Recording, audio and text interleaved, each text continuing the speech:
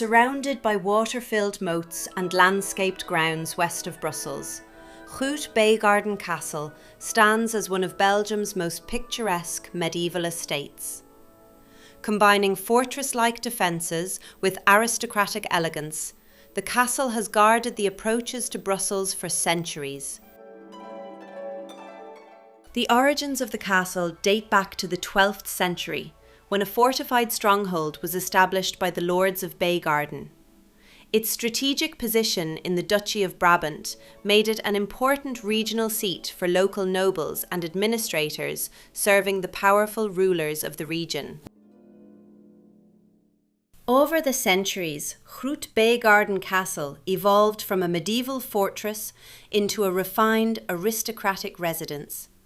Towers, moats, bridges, and landscaped gardens gradually replaced many of its military functions, reflecting the changing role of castles in early modern Europe.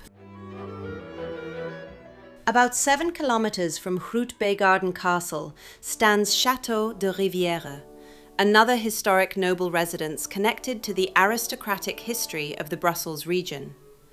Originally established as a medieval manor and later rebuilt in classical styles, Château de Rivieren reflects the evolution of noble estates around the growing capital, much as Groot-Bijgaarden Castle evolved from fortress to country residence.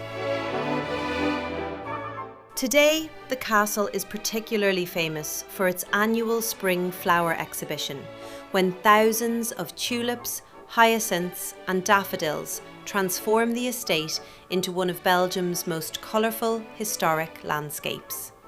Standing proudly beside its waters and gardens, it continues to preserve the medieval heritage of Brabant, while offering visitors a glimpse into centuries of noble life on the outskirts of Brussels.